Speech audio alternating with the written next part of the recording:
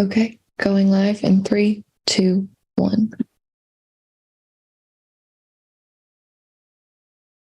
In 1 week, Election Day again in the state of Georgia, very critical special election for the U.S. Senate seat that's up. And it's pitting incumbent Senator Raphael Warnock against former football player Herschel Walker. Very critical election. Some thought it would dictate the control of the U.S. Senate. Not so, because Democrats already have control of the Senate, with Kamala Harris being that additional vote for Democrats. But nonetheless, this is a critical election and we are watching it closely. And we wanted to do today's show to help those voters who are still trying to decide who they should vote for, Raphael Warnock or Herschel Walker. I have some of my friends and colleagues joining me this morning, and a young voter who's out organizing thousands and thousands of young voters across the state of Georgia. We're going to talk to all of them coming up next. Live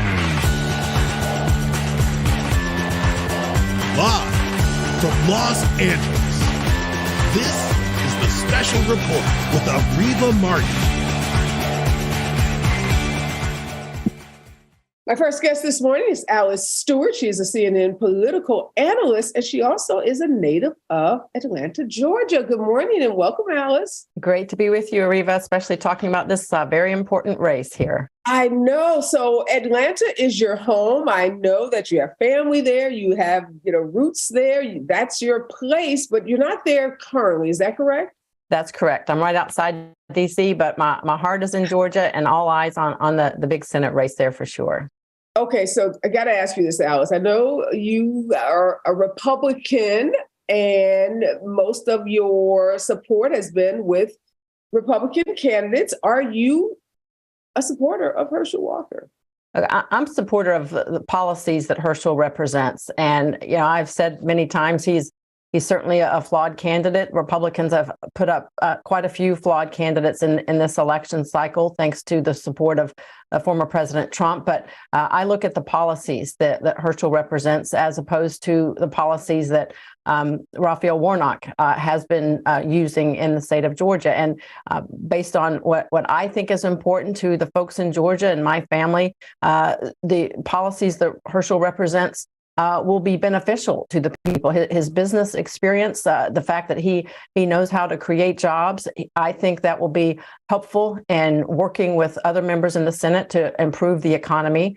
He has strong support for law enforcement, for our military. He strongly believes in parental involvement in education, and the energy sector is critical more and more across the country. And he has ideas that will make America more energy independent, which that's a critical component of policies that we need to be looking at. So I look past some of the personal issues that are involved in this race, and I look at the policies, because that's what we need to do in terms of turning the economy around, working on fighting crime, which is let me stop you right there, Alice. You mentioned turning the economy around. We're going to get back to Herschel and Herschel's all those accolades you just gave him, which I think most of the people, including me, would disagree that Herschel has the ability to do any of that. When you listen to Herschel seems to be so disconnected from reality and definitely from an understanding of those complex policies you just articulated. But I want to go back to what you just said about the economy.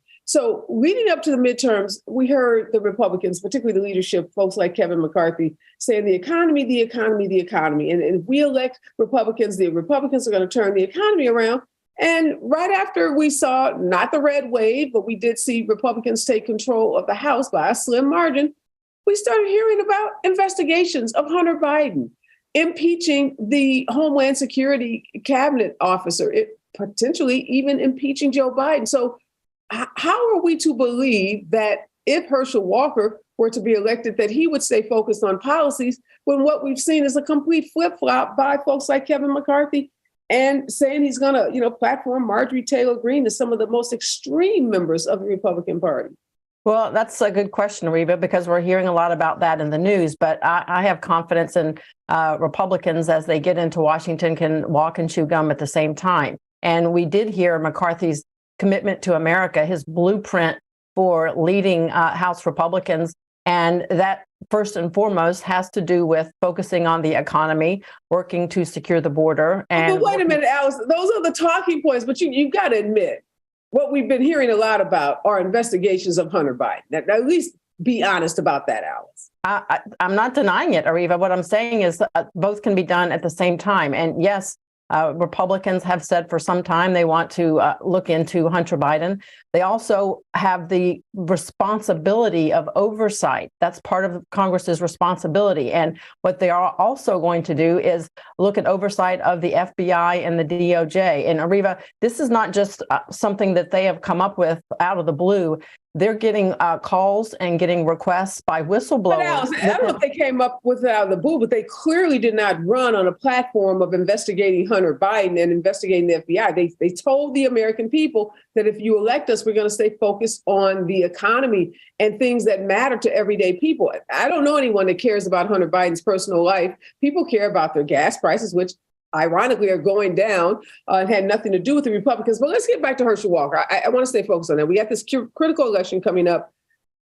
Raphael Warnock is a Democrat, and I know some Republicans, just by virtue of him being a Democrat, would never vote for him. But when you look at his record, he worked pretty closely with a lot of Republicans. He crossed the aisle, worked with folks like Ted Cruz. He worked with other Republicans in the Senate. I think Marco Rubio was one of the folks he worked with. And what do you say about the fact that this is a guy who has proven that he could deliver for the state of Georgia? I know he has a D, not an R in front of his name. Does that mean anything, you think, to independent voters and maybe those Republican voters who do have issues with Herschel Walker's personal life? Because it's not just about his personal life, it's about his integrity. And it's about whether they can believe a person who seemingly has told a lot of lies. Do you think there are some Republicans in Atlanta who can vote for Raphael Warnock because of his record? Because of his record and also his demeanor, Areva. I've met him. He's such a personable person, and he's great on the stump. He's a good retail politician. He does connect with a lot of people, and that means a lot.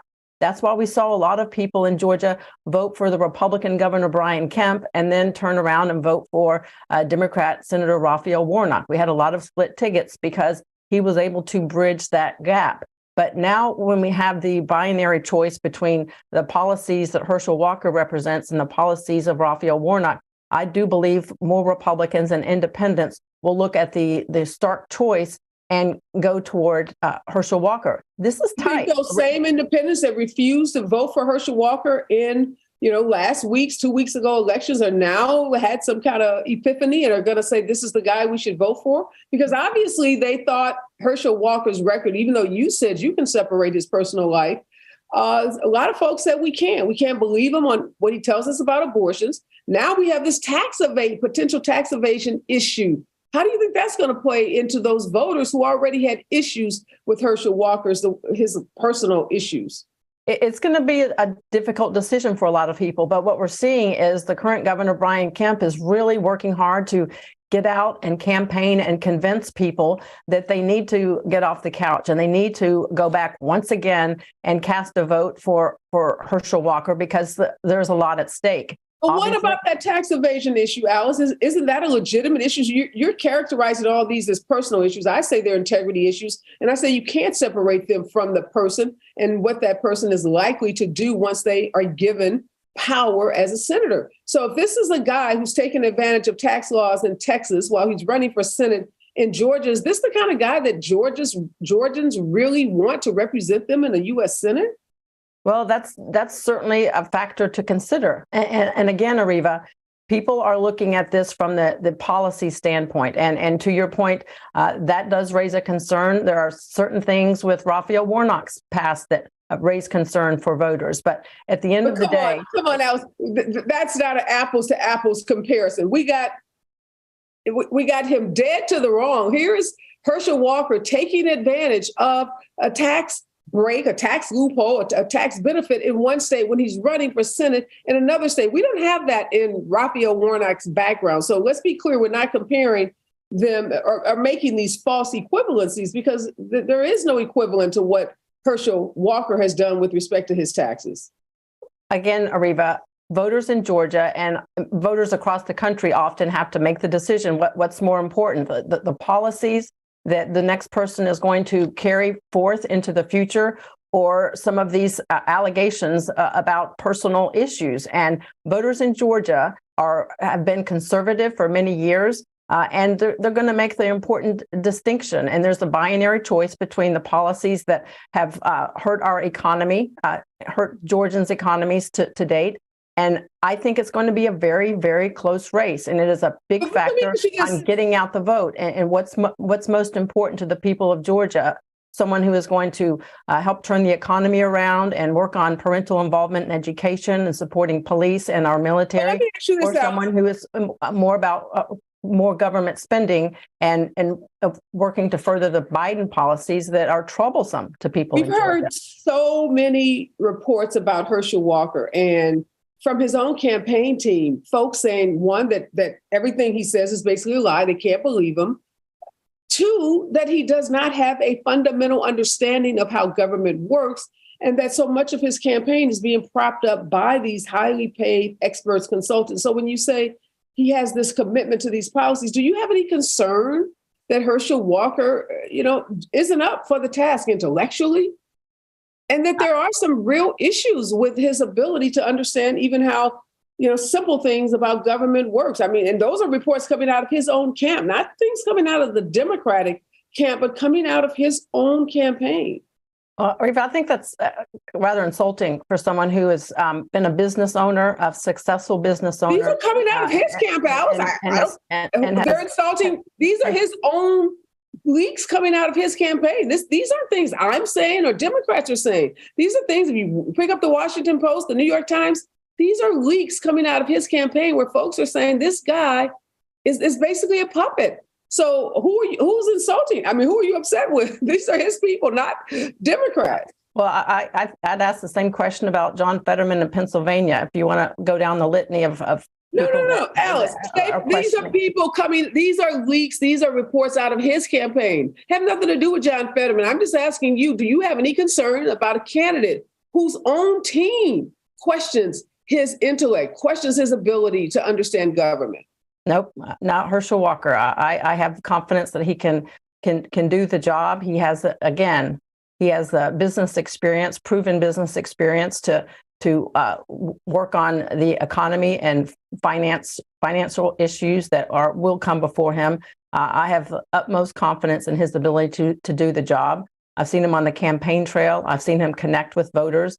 And I think. But Alex, you also have heard some of these ridiculous statements he's made about trees and air. So you may have seen him on the campaign trail. What do you say about those statements that suggest that he is not capable of functioning at the high level that someone needs to function at in the U.S. Senate? I mean, what do you make of those statements? Areva, I don't know. Call them gaffes? Maybe you call them gaffes. I don't know. Do you think they were just gaffes? When people are out on the campaign trail, you're talking 8-9 hours a day, and you're going to say things that, whether they're gaffes or mistakes, that's going to happen. But again, I don't know. You're reading Democrat, oppo research against Herschel Walker. I'm listening to Herschel Walker on television. These are things coming out of his mouth. Let's move on to abortion. Big issue, we know, Alice. Drove lots of folks to the polls, particularly younger voters, right? So we know that he's what he considers to be pro-life, but he's taken a stance that no exceptions for abortions, even with incest or rape. How do you think that's going to play with independent voters and younger voters who have made it very clear in the midterm elections that they are opposed to those elected officials who do not support women and women's right to choice? I think having no exceptions for rape, incest, and life of the mother is problematic. I'm extremely pro-life. Areva, I've fought for the overturning Roe v. Wade for many years, but I do think that there should be exceptions for rape, incest, and life of the mother. And I think that's going to be problematic for voters, that abortion is a top issue for them. But there are also voters across Georgia that might take issue with that. But other issues are more top of mind for them, such as the economy or crime or energy policy. So I do think it will be an issue. We have a lot of younger voters in record numbers coming out to vote in Georgia and across the country, and abortion, pro-life, health care is a big factor. So I do think that position on abortion is rather extreme, and it could certainly influence people to vote, either not come out to vote or cast their vote for Warnock. Yeah, and just finally, Alice, we know that when we thought, or when the numbers looked as if Herschel Walker won, that may give the Republicans control of the Senate. Now that the numbers have kind of shaped up the way that they have, that's no longer the case. Do you think some Georgia voters who have issues with Herschel Walker because of his taxes, because of his multiple statements about abortion and the women that have come forward about abortions, and even this extreme position on rape and incest, do you think that's going to cause some Republicans to just say, you know what, it doesn't much matter. We're not going to gain control of the Senate, even if Herschel Walker wins. We'd rather sit this one out and not vote for one of these wacky candidates that Mitch McConnell talked about, and wait for, the next time. Do you think that may be the thinking of some Georgia Republicans? Areva, I'll be honest with you. I can assure you that when control of the Senate was at stake, fundraisers were writing checks and answering calls, and people were getting ready to do bus tours in Georgia. And when the aspect of control of the Senate was no longer on the line, I'll be honest, that enthusiasm did wane, and the money is not going into Georgia as quickly or as feverishly as it would have if the case would be different. A lot of people that were doing bus tours decided to pull back on that. It is concerning. But that being said, Brian Kemp is rolling up his sleeve. We have governors from other states, DeSantis and other top name people going into the state of Georgia to encourage Republicans to get out and vote.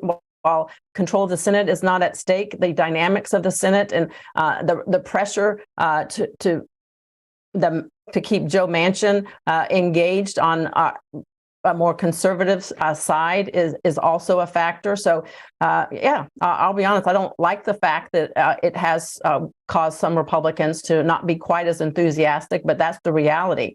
So the pressure now is to really re-engage and encourage people to get out and vote, because we do need to get this seat.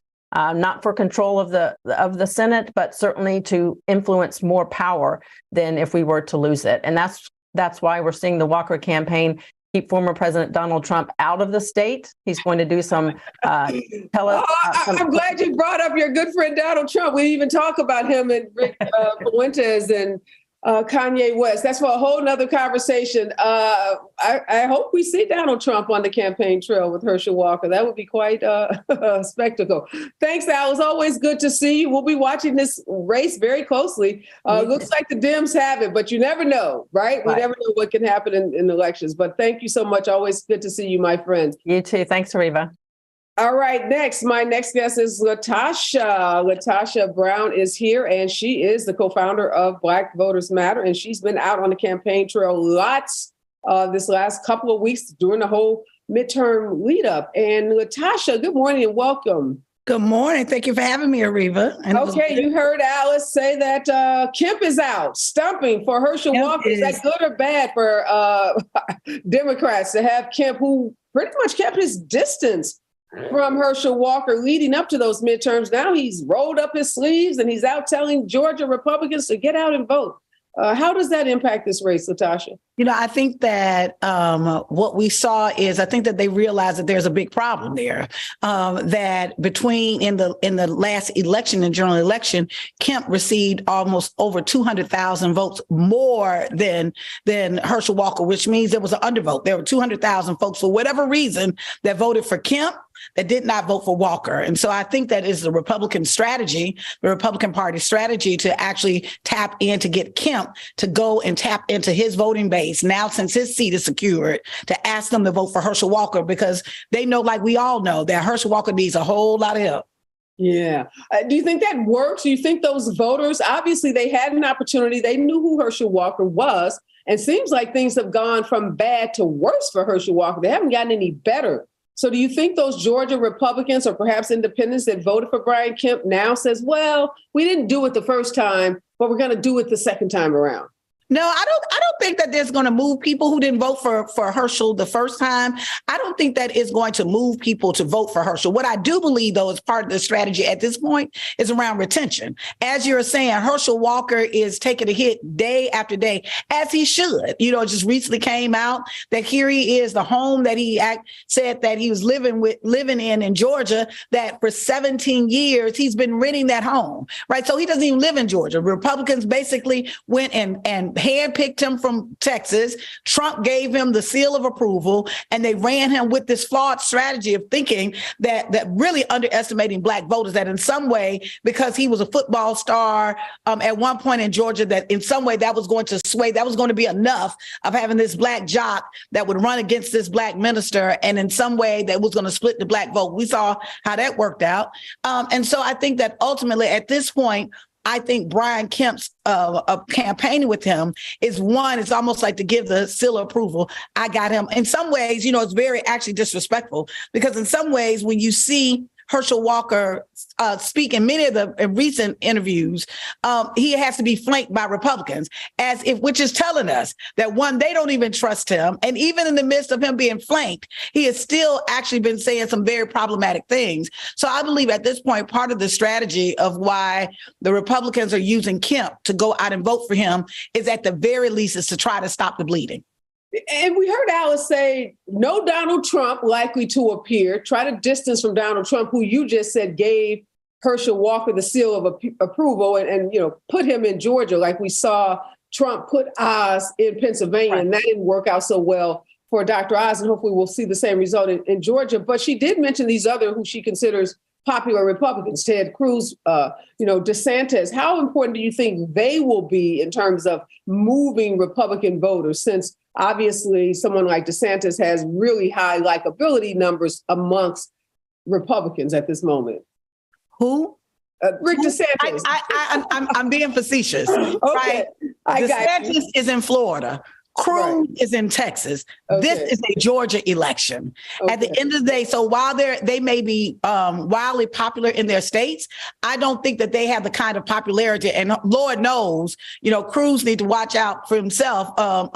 His level of credibility has just gone through the toilets in the last few years. But I don't think that they will literally have any impact. The most impact that they will possibly have is helping to raise money nationally for the campaign. I think DeSantis even more than Cruz. But at the end of the day, on the average voter in Georgia, I think that what we're seeing is, while this race has national implications, this is clearly a state race. This is a race that is happening in Georgia and will be decided by the voters of Georgia, both Republican and Democrats. And so I'm not sure. I think that there's some level that if there were popular Republicans who actually were in alignment and had the ability to be able to move Republican voters, then that would be a different circumstance. We've not quite seen that yet.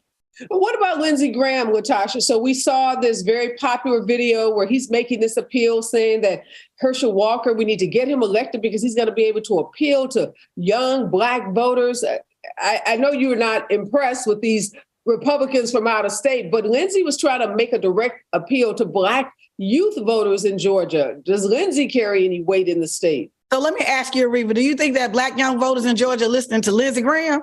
I don't think so, but that's your answer. I'm going to tell you emphatically no. That would be a no, a hard no, a hard stop. The bottom line is there's a certain level of arrogance in the Republican Party. And it was really interesting because even as I was listening to my friend Alice, who I consider a friend, and we work together and we continue to work together at Harvard and some other things that we do, you know, it is one of the things that makes me sad in this moment is that we're not having honest dialogue around, literally, we can't even get to the point to really have honest dialogue around the differences in policy decisions. The bottom line is Herschel Walker has not, we did a voter guide. He has not been talking about any policy, right? Nobody even knows what he stands for, other than we shouldn't give our clean air to China because we're going to get China's dirty air, or we got more trees going on. Let's be honest around it. That at this point, that whether he's a Republican or Democrat, some of us got to have enough courage to say that he is unfit to serve. While I've actually done voting my entire life, let me say this. I've actually worked and organized against Republicans and Democrats Democrats. Because at the end of the day, what the power has been around who is going to best serve the people. And so I hope that we wind up getting to a place where we really get beyond this, the politics of this, the politics of let me just say something, right? And get to real politics of recognize we're playing with folks' lives. And so in this moment, yes, while we could have the Lindsey Grahams in the world who have shown himself, right, to be in support of voter suppression. He has shown himself to actually align, and they've been silent around the insurrection. They have absolutely worked with policies that are impacted Black voters and young voters in particular. Do recognize that. And that's why what you've seen in Georgia, you've seen the largest, what has made the difference? The swing vote in Georgia are actually young voters. They're not fooled. I always say that they're the Janet Jackson generation. They're the what have you done for me lately? They watch the tea leaves, they see what is happening, and just having some propaganda speeches, some propaganda pushing that doesn't work with them. It doesn't move them. And I'm actually really, really happy to actually see them show up the way they've been showing up and showing out.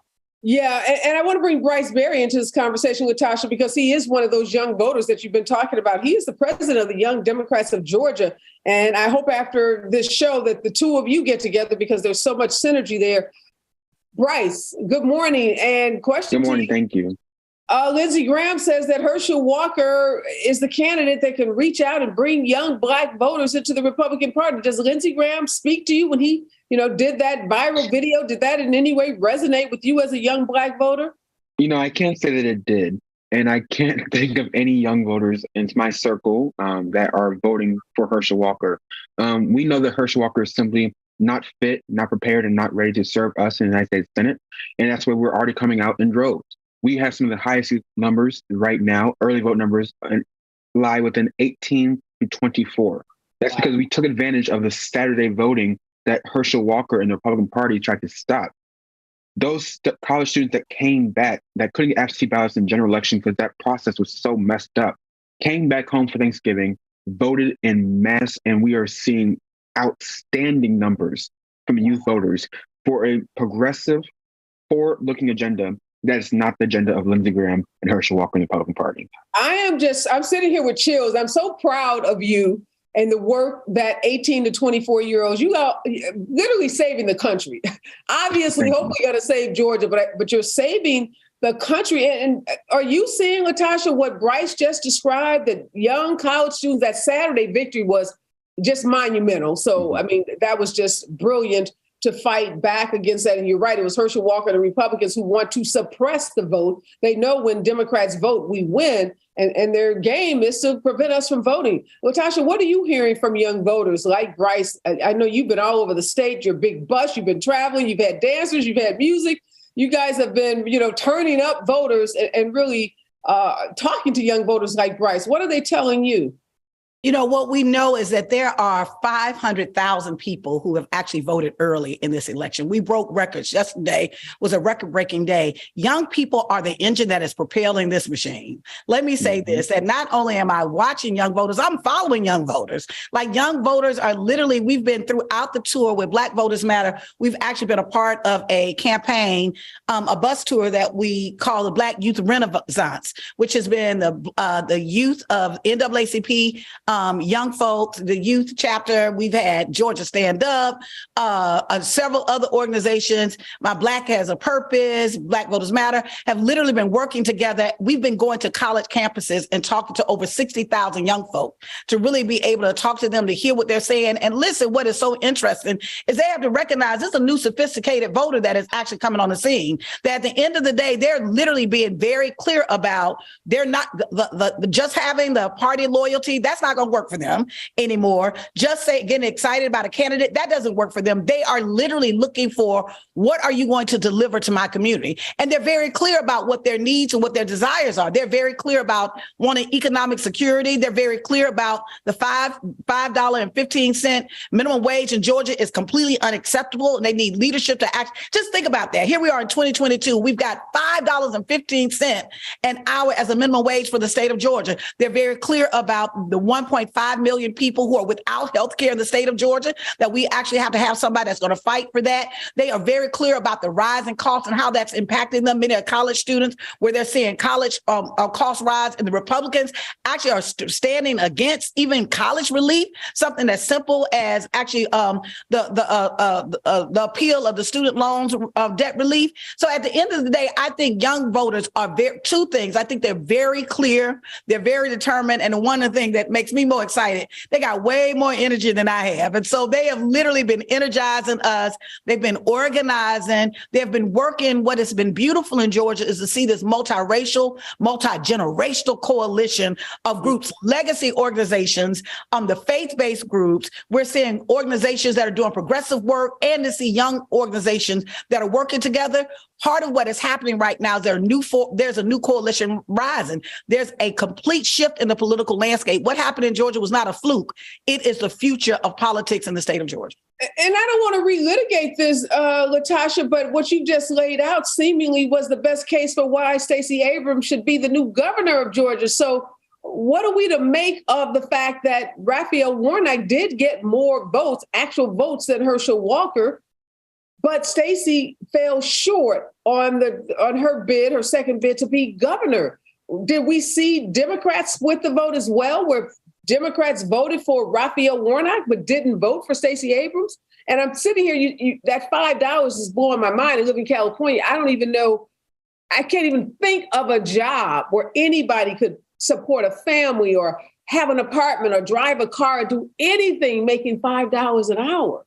You can't even get a gallon of gas at sometimes for $5 an hour. $5.50. So help you and Bryce, help us understand what happened with Stacey. So let me say this. I think let me say this because I want to just get this out. While Stacey did not win the seat, Stacey actually, her vision won. And what I mean by that is even what we're seeing with Raphael Warnock, what we're seeing on the ground with these groups working together, that it has been her leadership and her vision that actually created that and created the path forward for that. So I do want to lift that up. Secondly, though, I think that there were a variety of things that were happening. Just because we have high voter turnout does not mean voter suppression is not happening. What we do know is with SB 202, I want to give people a real concrete way of really understanding how that law impacted us. So what we saw is in SB 202, that in the mail-in voting process, absentee ballot process, in the last election, there were 1.2 million people that cast their votes. Do you know how many people cast their votes this time?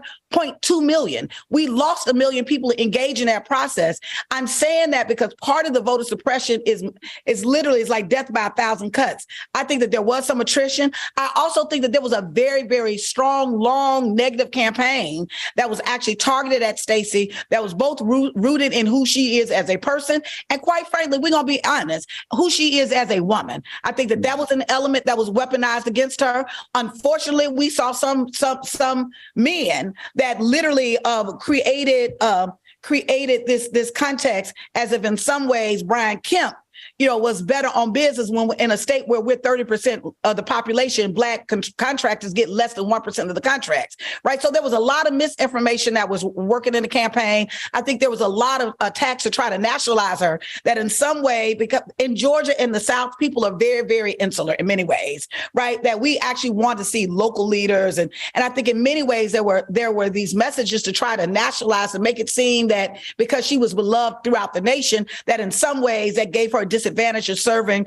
the people of Georgia. So there was a variety of issues that I think happened. And I do believe that there were some independent voters, quite frankly. I think that there were independent voters that actually voted for Warnock that did not, for whatever reason, did not vote for Stacey. When you look at the numbers, even when you look at the Black men and Black women, even though Black men were specifically targeted, we kept hearing over and over and over again how Black men were not supporting Stacey. But at the end of the day, what we wound up seeing is that Black men and Black women came out overwhelmingly and supported her campaign.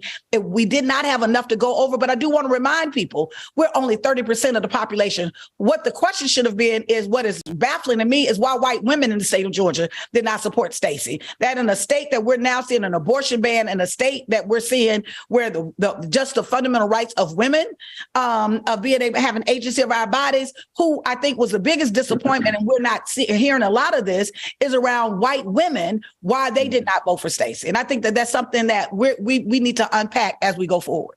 Yeah, Bryce, you heard what Latasha said, some of the reasons she thinks Stacey fell short in terms of winning that seat. What were you hearing amongst young voters? And what's your sense of how young voters voted for or not for Stacey Abrams?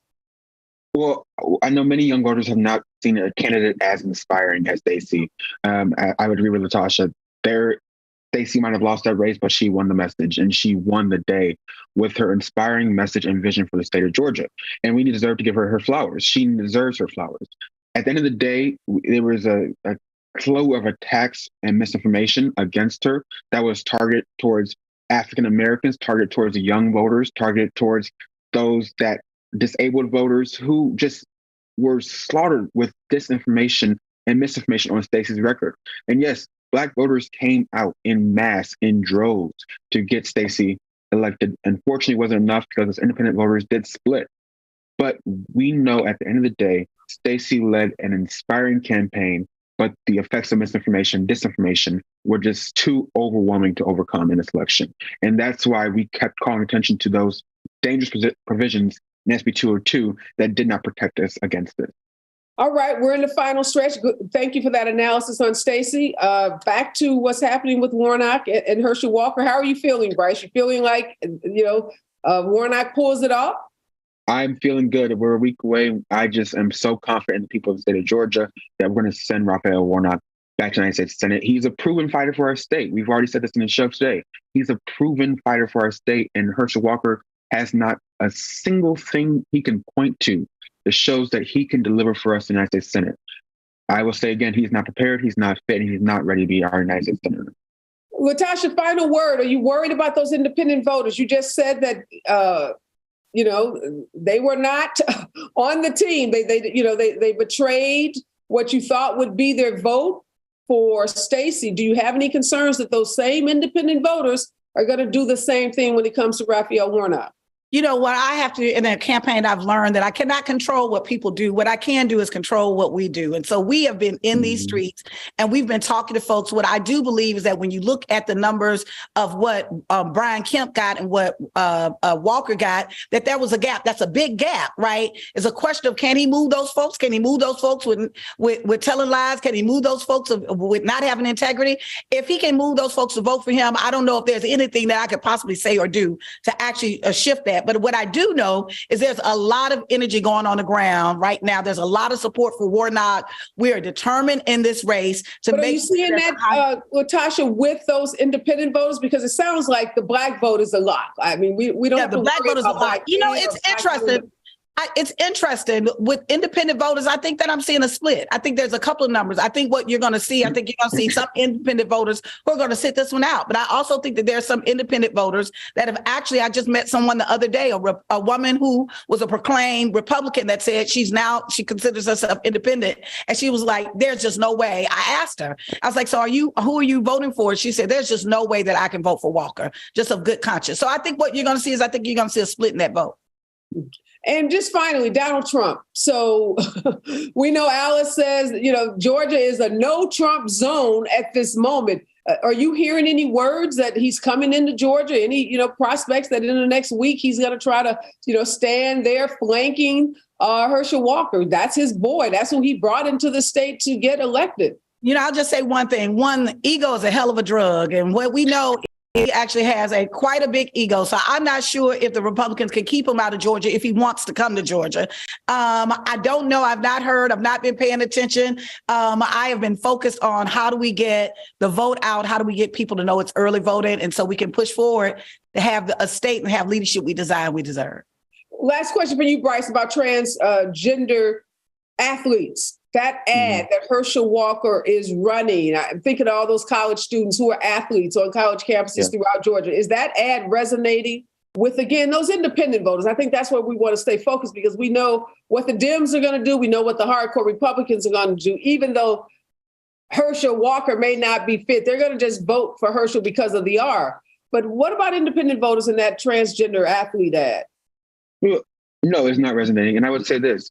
What is that going to do to help us with inflation? What is it going to do to bring down the levels of crime? It's not going to do a single thing. Herschel Walker's only vision is to divide us, That's why he's losing, and that's why he's going to lose next week.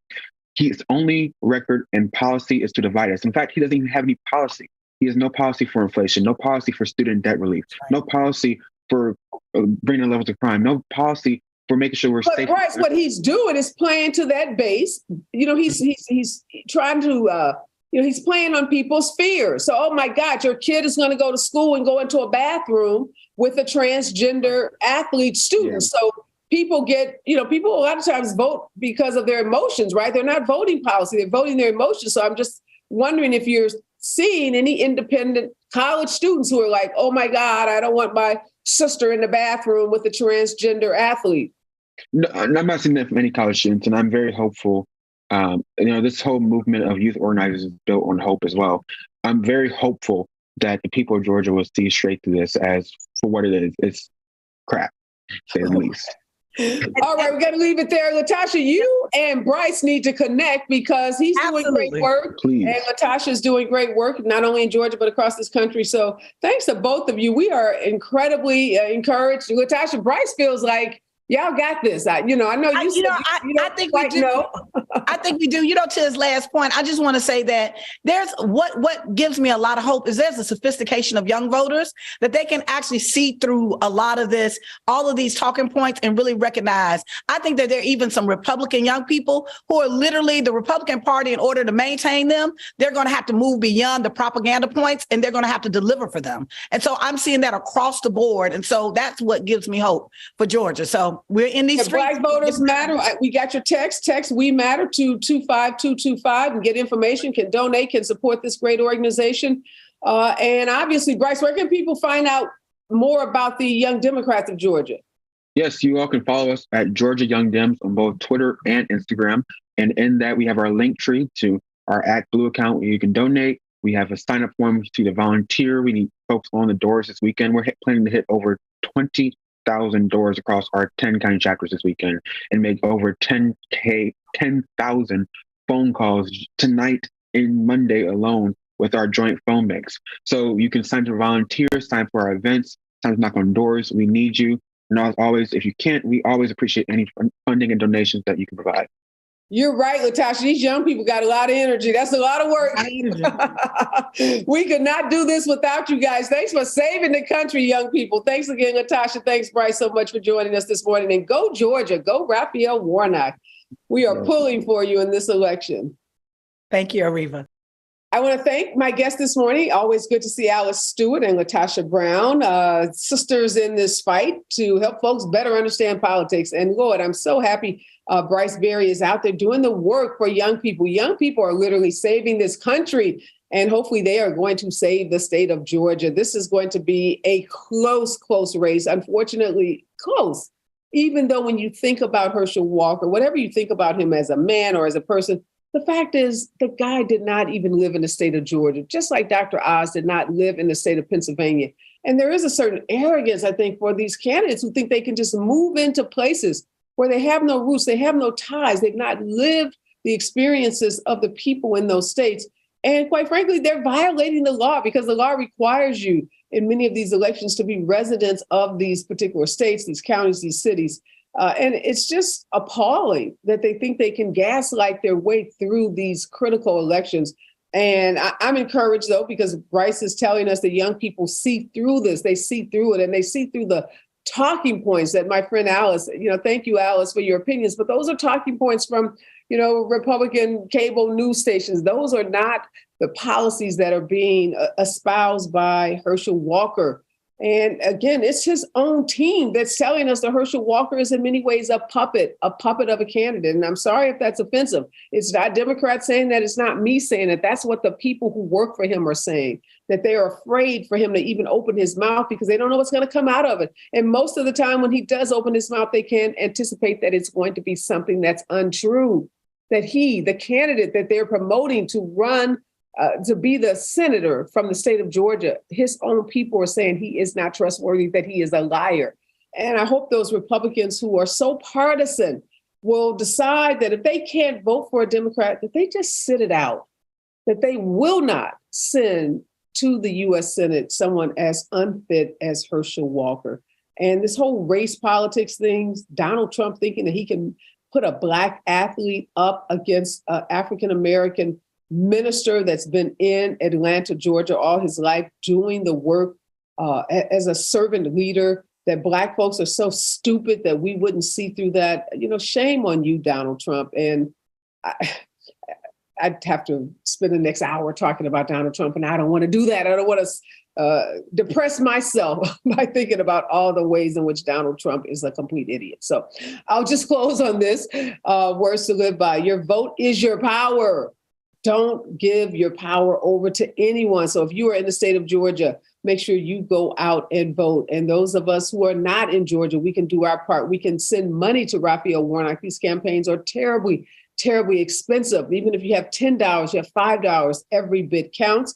You can also contact his campaign office. You can make calls remotely. You don't have to be in the state of Georgia to make calls into the state of Georgia to encourage those independents and to encourage those Democrats to make sure they get out and vote. We can all play a part in ensuring that our democracy continues to be vibrant and that our democracy continues to serve and to better the lives of everyday people. Be safe out there. And remember, we're all in this together.